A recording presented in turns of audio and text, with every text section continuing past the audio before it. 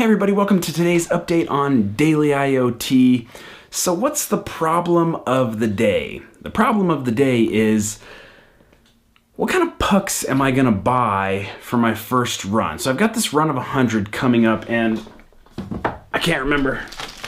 Sorry if this is a repeat, but I got the screens. 125 screens ready to be turned into hockey pucks. So they're not gonna be turned into hockey pucks. They're gonna go inside of hockey pucks. So I'm really excited about that. But sorry, back to the problem of the day. I've got this run of 100 that I want to build, and we're getting close. Hardware's coming in.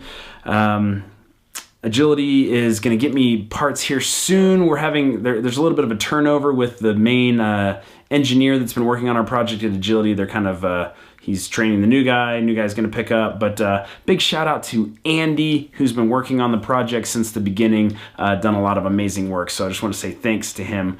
But anyway, I'm getting sidetracked. Problem of the day, pucks for the first run.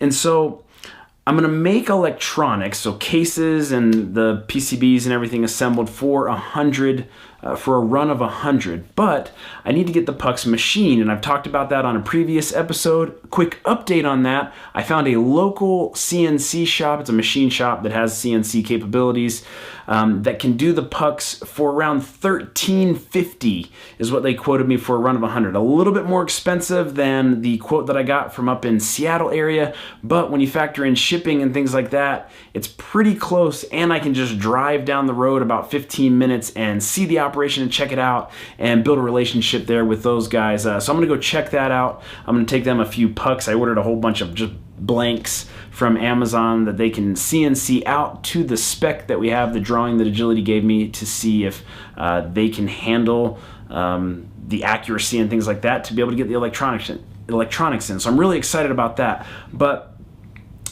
that's just for testing, right? When I make 100, what pucks do I buy? So the idea was you're gonna have like your Vegas Golden Knights or your Washington Capitals, and even specialty pucks like this, Eastern Conference champions.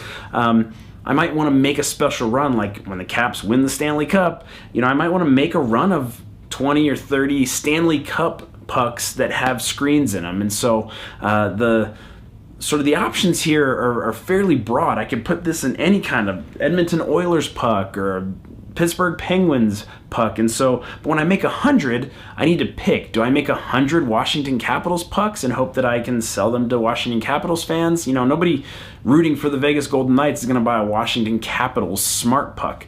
And so, do I break that out? There's 31 teams now with the Knights expansion. Do I make 3 or 4 of every team? That doesn't seem like really a good idea, because what if Edmonton fans are like super into the idea, and I got 20 orders from them, but the San Jose Shark fans are lame and they don't want to buy any. So now I've got 3 or 4 of those that are just sitting there and I'll never sell them. And so I'm not really sure what the best way to go about that was. I've been thinking a lot about it. Do I just pick a couple of teams that are hot right now, that have a lot of buzz going around them with things like trade, things like that? John Tavares going to the Maple Leafs. There's a lot of buzz around the Maple Leafs, and if I were selling them right now, I would buy 20 or 30 Maple Leafs and do a bunch of marketing around the Tavares signing and things like that. Erik Karlsson, where's he going to land? If he's in Tampa, probably wouldn't be a bad idea to do 20 or 30 pucks with Tampa, with the Tampa logo on them. And so a lot of it, I think, will depend on what the timing is around when I'm ready to actually have the machine, what's going on in the NHL, so that I can sort of ride a publicity wave that's going around other things. But another idea came to me a couple of days ago, which was I might try something like a pre-order where I've got the landing page for the puck up. I'll stick the link down in the description. You can check that out. It's really just are you interested? Do you want to get on a waiting list type thing, so I can start collecting emails and things like that for people that may be interested in it.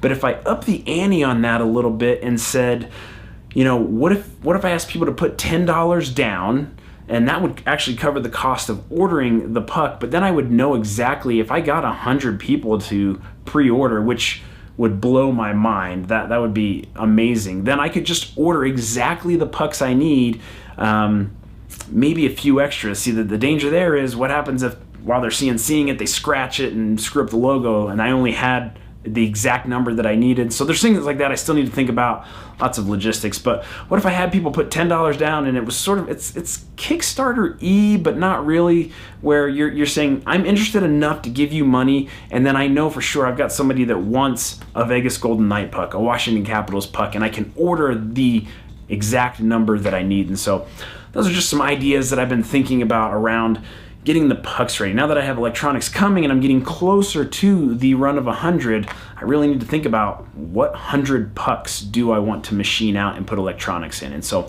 that's the update for today. That's the what I'm thinking about and trying to navigate through the process here. And so question of the day, we're back to hockey fans. Sorry if you're not a hockey fan, but if I were to give you for free, let's not factor money and cost into this, a smart puck, what logo would you want on the backside? So the front side is going to be your team logo. The backside is going to be the screen with the stats. Which team puck would you want to have a screen on it? Stick it in the comments below. I appreciate everybody watching Daily IoT, the show where together we're learning how to make the Internet of Things one day at a time.